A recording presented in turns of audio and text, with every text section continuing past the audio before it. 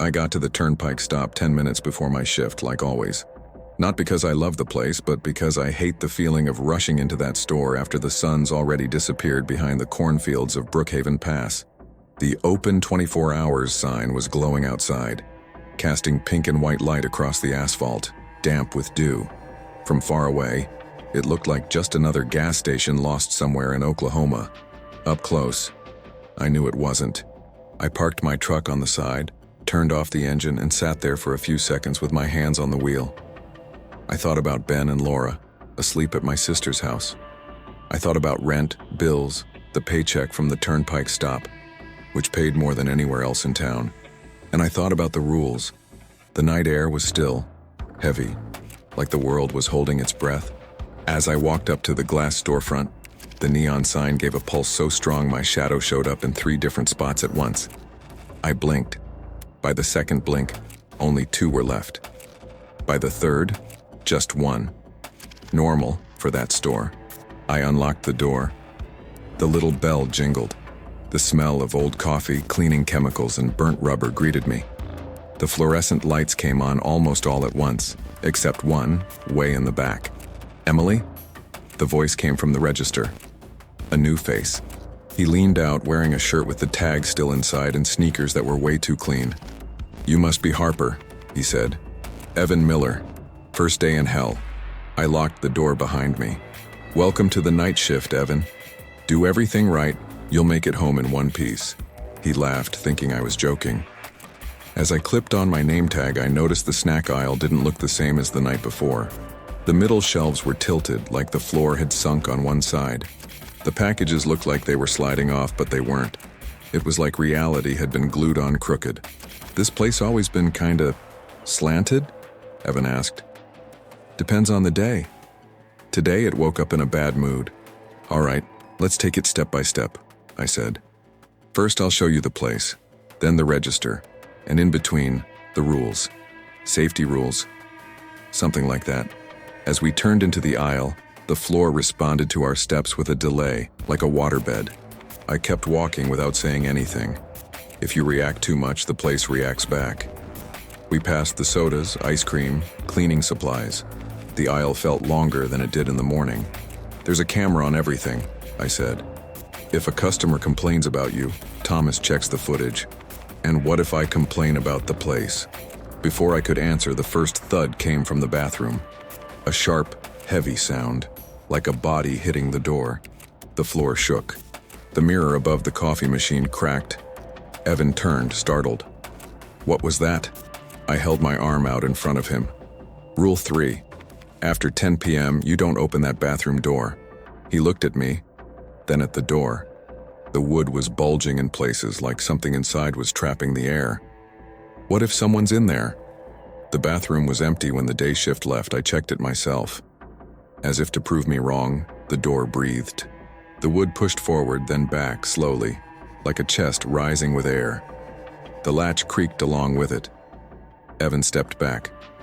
"Is that a plumbing issue?" "If it was, the plumber would have died here already. Don't touch that door. Don't look through the hole. Don't call out, pretend it's not there." He was about to ask something, but the sign outside cut in. The reflection of the sign in the fridge glass changed. The light disappeared for a second, came back red, blinked 3 times in white, then flickered like someone was spinning a dial too fast. On the 3rd cycle, the reflection showed a tall figure standing outside, where no one had been when we came in. Evan turned to look at the entrance. The sidewalk was empty. When he looked back at the reflection, the figure was gone. "That's not normal," he muttered. "Here, it is." When the sign starts messing around, it means they're getting close on the other side. They who? I'll explain later. We still have the freezer. The energy drink freezer was on the wall opposite the register. The cans had been lined up that afternoon. The freezer frame looked misaligned with the tiles, like it had been shoved and reattached wrong. "See that?" I asked. "Looks like something hit it. Wasn't us." I touched the glass. It was warm. "Put your hand here." Evan placed his hand. "Why is it hot?" "Because too many things are trying to use this spot as an exit. Open it slowly." "If it's broken, shouldn't we call?" "Open it." He pulled the door. The air came out thick, damp, scentless, and with it, the cans. They flew out like someone had thrown them hard. They hit Evan in the chest, knocking him down. Others flew past me, bounced off the counter, rolled toward the entrance. One shot up in an impossible arc and slammed into the ceiling. The sound echoed. The bathroom answered with another thud. Evan stayed on the floor, eyes wide, surrounded by cans. The inside of the freezer was too clean, too white, too bright. "What was that?" he muttered. I shut the door firmly. Rule 2. If the glass is hot, you don't open it. Means there's more pressure in there than out here. Pressure from what? From the other side. He gave a nervous laugh, gathering cans. I crouched to help. Rule number 1. Never stay alone near a phenomenon. If something starts, don't go alone. Call me. If I'm not around, stay near the exit and call Thomas. Like the breathing door, the freezer, and the sign? Exactly. You're seriously not joking? The ceiling lights flickered all at once. It wasn't a power outage, it was like a frame had been ripped out of the film. For less than a second, I saw the shelves in different places, the displays rearranged, the aisle going in a new direction, and the reflection in the window showed lines of people standing outside staring in. In the next blink, everything was back to normal. The road was empty, the parking lot empty. The bathroom started breathing again, faster, and then came the sound in the walls. It wasn't rats, it wasn't plumbing. It was like long nails scratching through concrete from the inside, but with pauses, a rhythm, like someone trying to write something behind the tiles. And mixed with the scratching came almost human sounds, not words, failed attempts. I stood still in the aisle, a crushed can in my hand, listening to everything closing in from all directions. In that moment, I knew two things. Evan wasn't going to laugh at anything after tonight, and the other side was paying attention to us. The sound behind the walls kept going for a few seconds, then spread out as if it had found internal paths I never knew existed. It felt like the station's structure itself was carrying those scratches like copper wires carrying an electric signal. I'd heard it before, but that tone, that was new. It was more organized, like someone in there was trying to form words that almost worked. Evan stood beside me, holding a crushed can against his chest. He was shaking a little, though he wasn't hiding it very well. Is this going to keep happening?" he asked, without taking his eyes off the wall. "If they're curious tonight, yes," I said. "When it starts at the beginning of a shift, it usually means you're in for a busy night." "They?" he repeated, almost whispering. "Emily, what exactly is trying to get in here?" I stood up and started picking up the rest of the cans. He followed me, still trying to build a line of reasoning that didn't stand a chance of working. "Evan, try not to name things yet," I said. "When you name something, you give it identity. And when you give it identity, they try to wear that identity." He frowned. "Where?" Before I could answer, a dull thud hit the window on the right side. There was no one outside, no cars, no animals, nothing. The road stretched empty and dark, lit only by the sign and the moon. Even so, something had pressed hard against the glass, like a person placing both hands there and pushing from inside the night. Evan took 2 steps back. "There's nothing out there," he said. "Are you seeing this?" "If it moves, step away," I said. "Don't get close to the window when there's an impact." He stared at me with the look of someone slowly realizing they'd stumbled into a world that didn't make sense. The window took another hit, lighter this time, like whatever was on the other side was figuring out the right amount of force.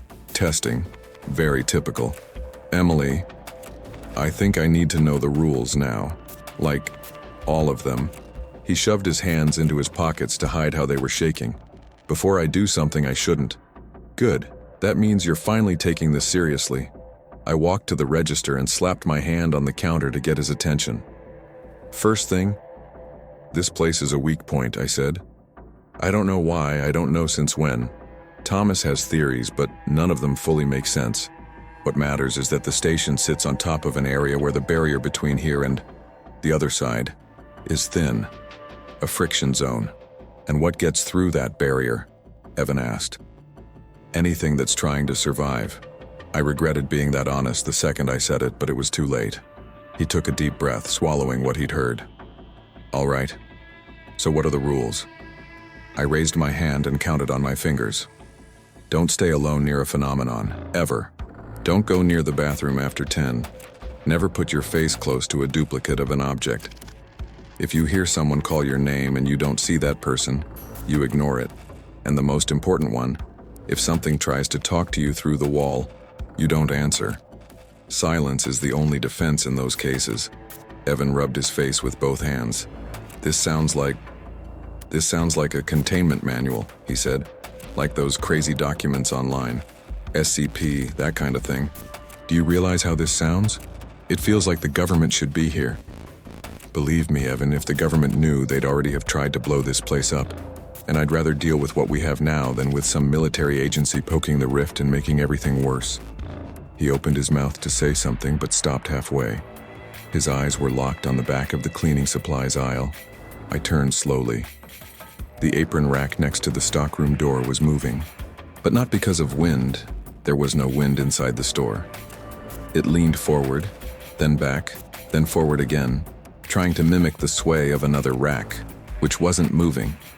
It was like watching a child imitate an adult, without understanding how the motion worked. The rack was trying to follow a pattern, but the movement was off. Too much pull on one side, too weak on the other. The metal creaked softly, like a bone trying to work inside a joint that wasn't there. "Emily," Evan said, barely above a whisper. Is this normal too?" "It's an imitation," I explained. "They copy what they see, but they don't know how to hold form. They don't know how to apply weight or balance. When they try to reproduce objects, the result comes out off." "So that thing wants to get in?" he asked. "Not exactly. That's just the shadow of an intention. When the barrier gets thinner, small things come through first. Echoes, reflections, attempts. Whatever really wants to come in is still on the other side, testing weak spots." The rack bent backward in an impossible way, forming an angle that would have snapped any normal object. Then it snapped back to normal like nothing happened. And then it stopped. For a few seconds, we both just stared at the object in silence. Outside, something hit the window for the third time. Harder. Evan was breathing unsteadily. "I don't think this is just curiosity," he said. "It feels like, I don't know, like they're studying me, like under a microscope." "They are," I said. "They always study the new guy.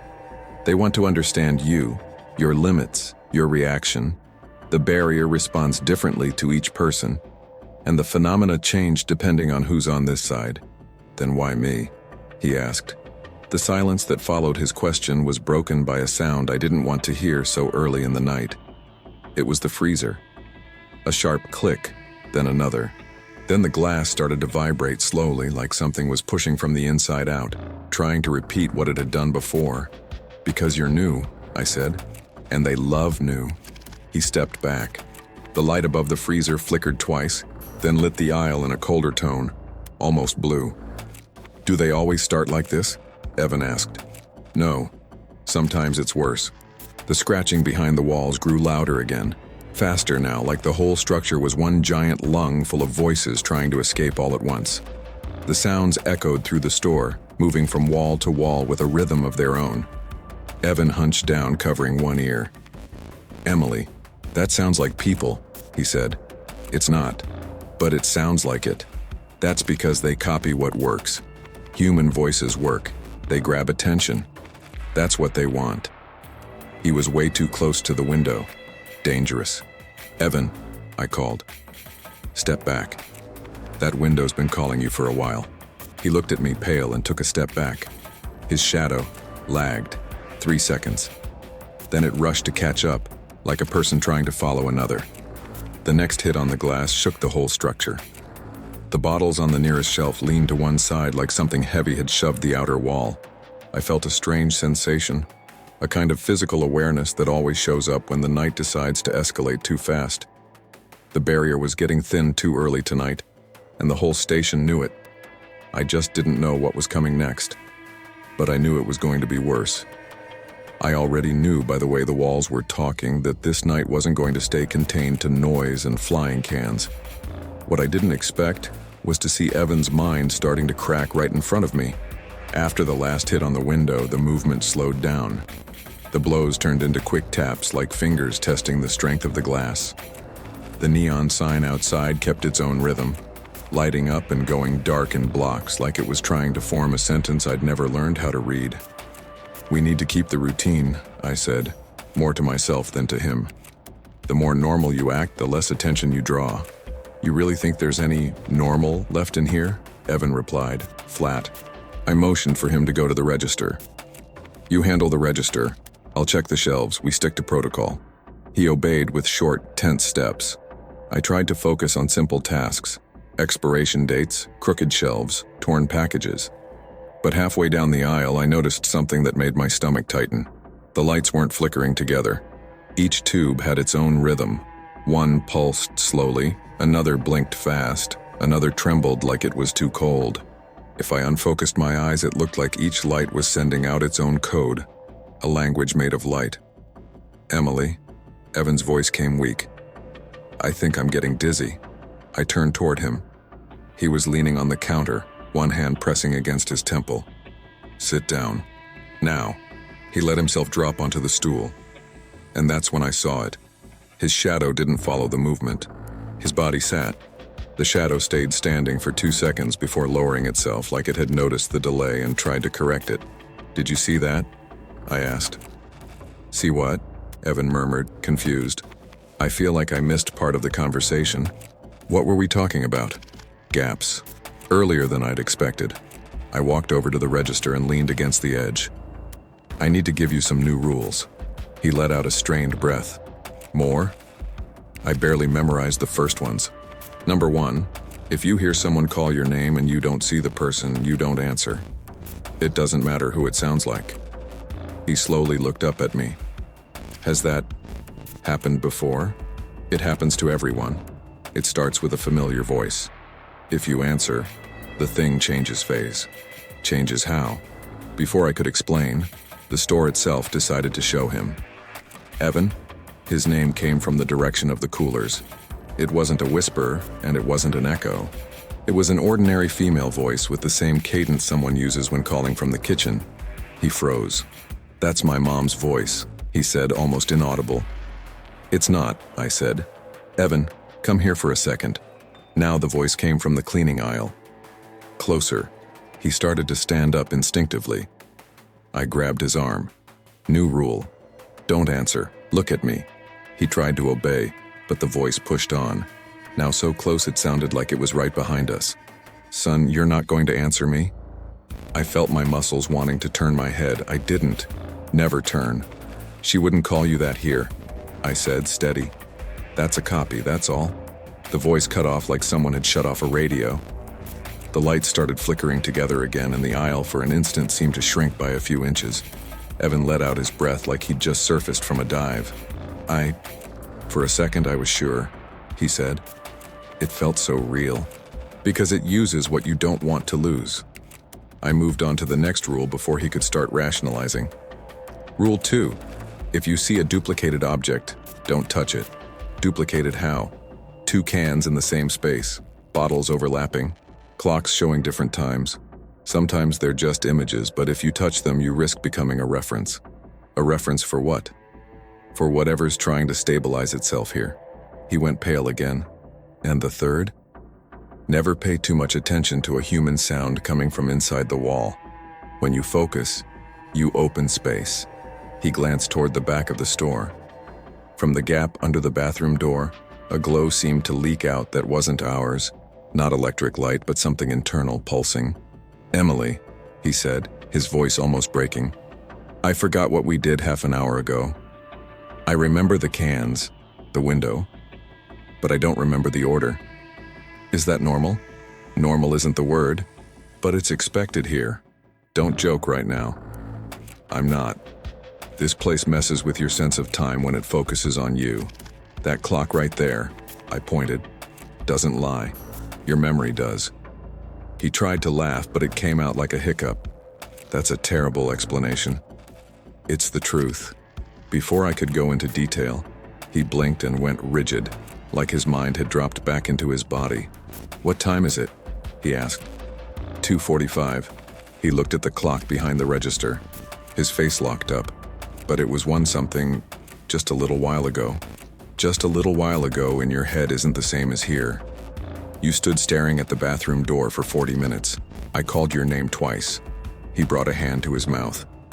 I don't remember that. I remember thinking about going over there.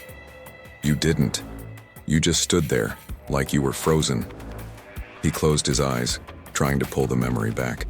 What happens if I lose a bigger chunk? He whispered. The store fills it in for you. And when that happens, there's no way to separate what was yours from what was theirs. His fear changed in nature. It wasn't fear of a creature or of a phenomenon. It was the fear of losing his own reference point. The lights flickered again. In the instant of darkness, I saw 3 versions at once: the normal aisle, the shifted aisle, and a third where the shelves looked like they were melting, like hot dough. When the light came back, only one version remained. Ours. For now. I took a deep breath to keep my voice steady. Listen, Evan. From now on, you're going to doubt everything you see. That's healthy. The danger is believing everything, or believing nothing. He rubbed his face. So what do I do then? You hold on to something simple, I said. Count how many steps it is from the door to the register. Memorize where each shelf is. Fixed details are anchors. You said nobody does that. Nobody does. But people who work here have to. That's how we notice when the world shifts position without warning. I looked at him. Pale, breathing fast like he was trying to keep up with 2 different timelines at the same time. I knew what was happening. The store had already chosen a focus, and it wasn't me this time. The other side had started reorganizing reality around him, and I was stuck right along with him, exactly at the center of the convergence. Thomas showed up without warning.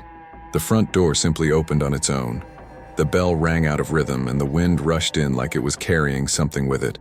I spun around to see who it was, ready to threaten anything trying to force its way through the barrier, but it was just him, or at least his shape. You two, get over here, he said, his voice firm. Now. Evan's expression changed instantly, relief mixed with confusion. It was like he was finally seeing a chance to hear an explanation that made everything fit, without tearing pieces out of his sanity. But I knew that when Thomas showed up in the middle of a shift, it meant only one thing. The barrier was already reacting to us, not just to the environment. I walked to the counter. Evan followed close behind me like a scared dog. Thomas locked the door behind him with 2 turns and pulled the metal curtain halfway down. He never did that. That open 24 hours sign, which had looked so reassuring from the outside, was now partially hidden, like the station was trying to pretend it didn't exist. Thomas, what happened? I asked. He didn't answer right away. He took off his backpack, dropped it on the counter, and unzipped it.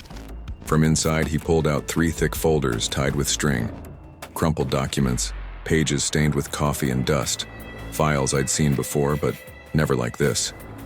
Opened in the middle of the night. Emily, he said quietly, how many phenomena have you and the kid witnessed so far? 3 major ones, maybe 4, I said. 4? Evan cut in. What do you mean 4? There was the noise in the walls, the freezer, the window, my mom's voice, the twisted rack. That was one phenomenon, I said.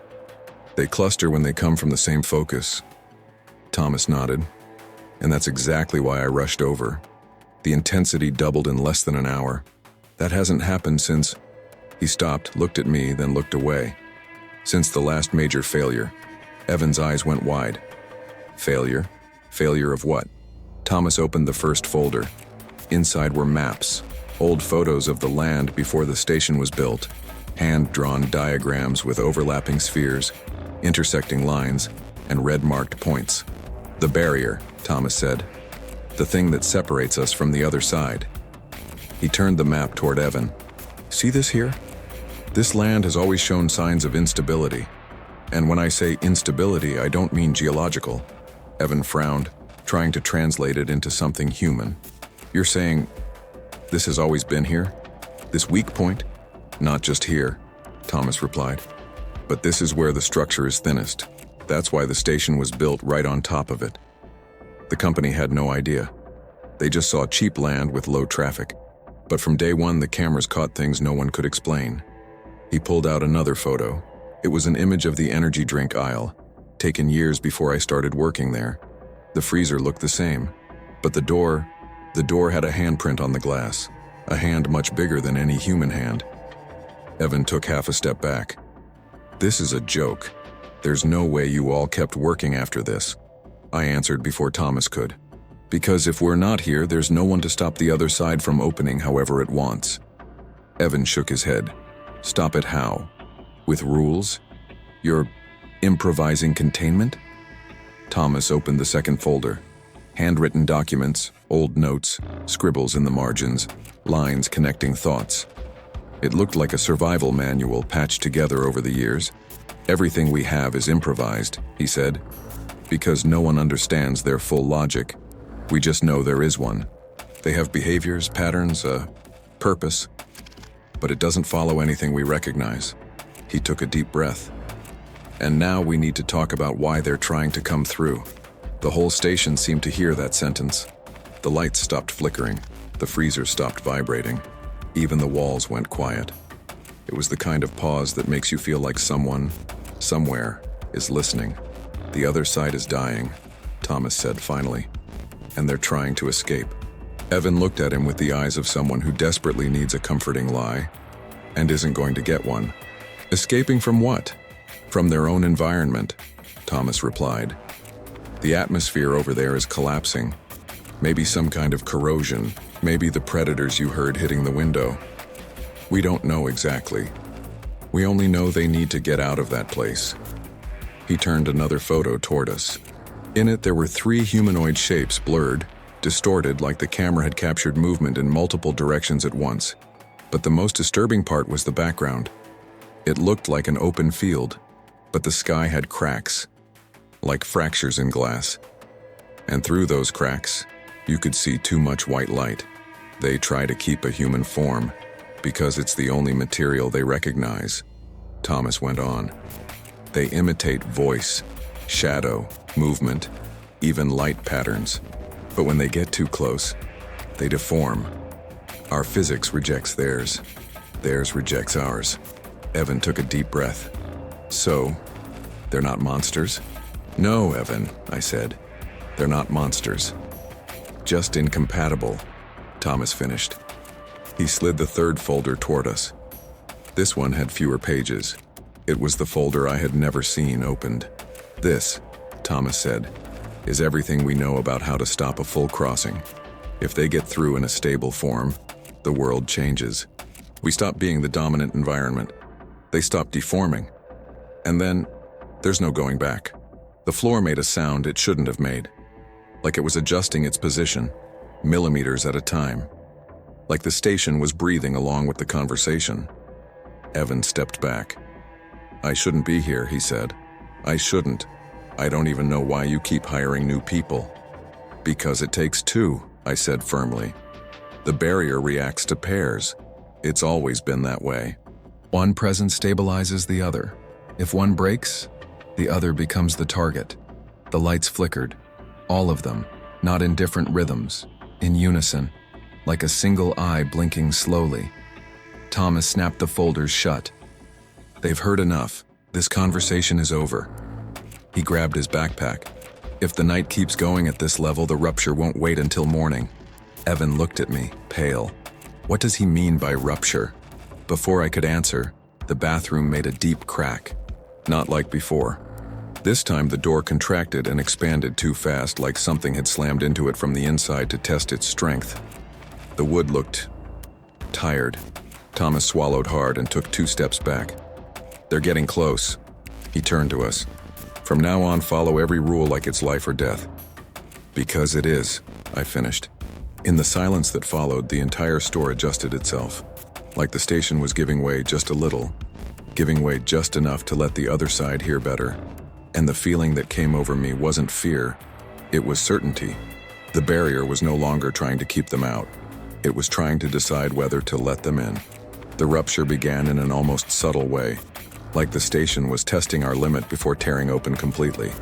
I was behind the counter when all the lights went out at the same time. There was no flicker, no warning. 1 second the store existed. The next, there was only the faint glow of the "Open 24 hours" sign coming through the glass. "Power outage?" Evan asked. "No," I said. "Loss of limit." I turned on my phone's flashlight. The circle of light traced the shelves, the stained floor, the bathroom door.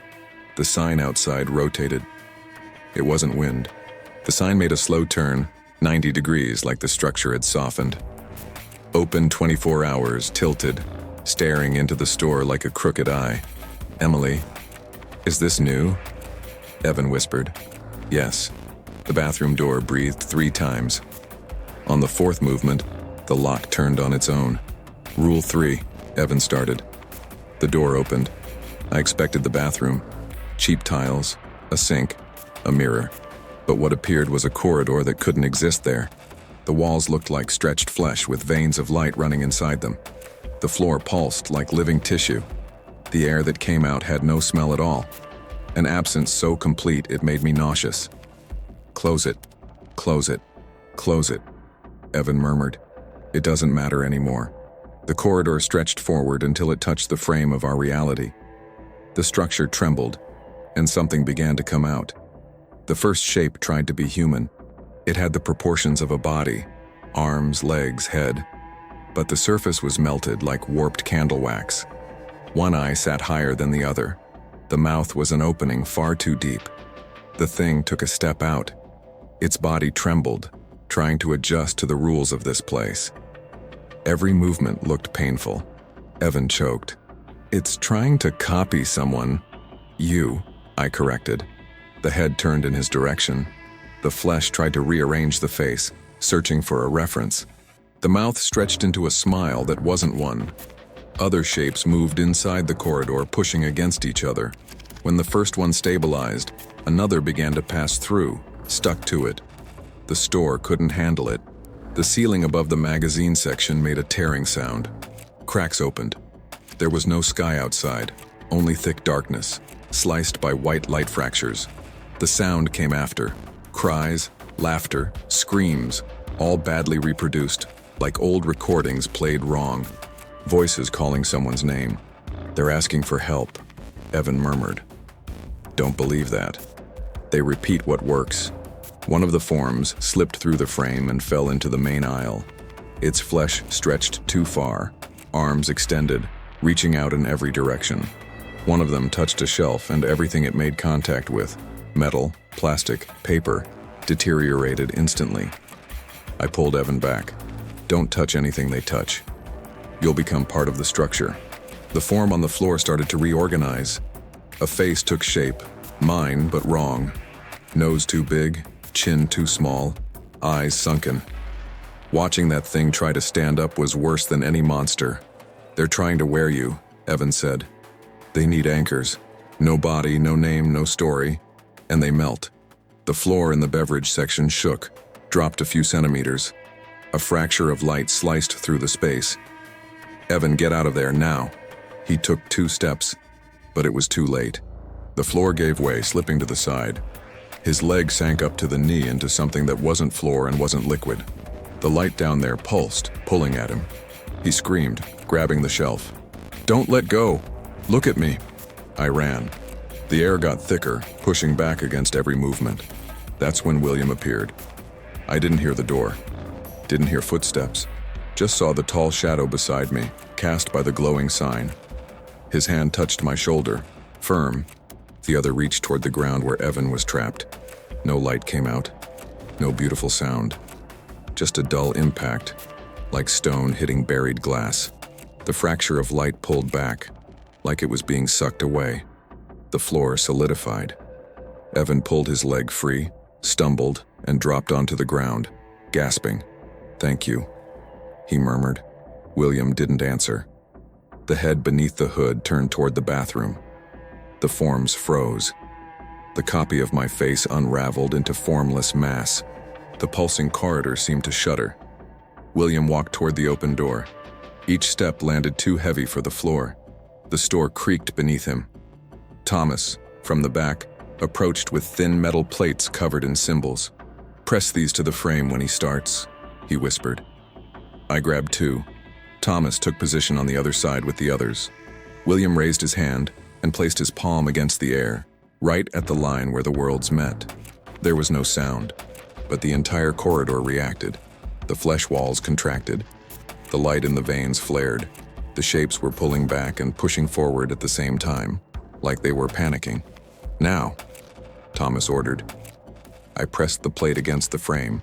The sensation ran up my skin like 1,000 needles. Thomas did the same. The corridor screamed, not with a voice, with everything. The flesh vibrated, the light exploded, the forms dissolved, and tried to surge forward all at once. The sound went straight into the skull. William kept his hand outstretched. One more second, another. The corridor began to shrink. Slow, dragging, like every inch was being ripped away by force. The forms caught in the crossing unraveled first, dripping like hot wax.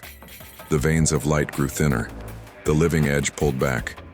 The final strip of tissue tried to hold onto a thread, stretched like spit. William closed his hand. The thread snapped. The bathroom returned. Cheap tiles. Sink. Cracked mirror. The usual space. The store lights turned on all at once. Too bright. The ceiling still held the scars from the fractures. But that was it. My body was shaking. I only noticed when I let go of the plates and they hit the floor. William stepped back like he was tired. He never looked tired. That scared me almost as much as the corridor. "Is it over?" Evan asked. Thomas answered, "No, that was just a pressure test. Next time they won't come trying. They'll come determined." And I knew he was right. And I knew that tonight we only made it because we had help. I just didn't know how much longer William would be willing to protect us. When the flesh corridor closed and the store returned to its normal shape, I thought the worst was over. Not because things were under control, but because the station itself seemed exhausted. The lights still flickered, the floor still creaked, but there was a heavy silence in the air, like the other side had pulled back just enough to breathe. William stood near the bathroom, still as a shadow stuck there by its own choice. His presence filled the entire store like a single body was holding all the corners at once. I never knew where he came from, never asked, never wanted to know. Thomas was leaning against the freezer, breathing hard, still gripping the metal plates covered in symbols. Sweat ran down his face like he'd run a marathon inside an oven. Evan was sitting on the floor, hands in his hair, trying to remember how to breathe when the world decides to bend its own rules. "So, is it over?" he asked, his voice raw. "Did we win?" "There's no winning," I said. "You can only stop it from getting worse." He laughed, but it was a broken laugh, empty of humor. "So what happens now?" Now was the part I feared most. The store began shutting down slowly, one light at a time. Not like a power outage, more like the way a creature pulls back after pushing itself too hard. First went the light in the drinks aisle, then the one by the register. Next, the stockroom, until only the pale glow of dawn, coming through the cracks in the windows, lit the store. The sky outside was gray, but alive. Too alive. After a night inside that store, any real-world color felt overdone. Thomas stepped away from the freezer, slipping the plates back into his backpack. "When the sun rises, they can't hold the structure anymore," he said. "It's like the light pushes everything back to where it belongs. The rift closes on its own." "Closes completely?" Evan asked. Thomas didn't answer. And the lack of an answer was worse than anything he could have said. I already knew how it worked. The barrier doesn't heal. It only contracts. And with every contraction, the structure becomes weaker than before. The bathroom was quiet again, like it had never been anything more than bad plumbing. But I knew the wood had memory.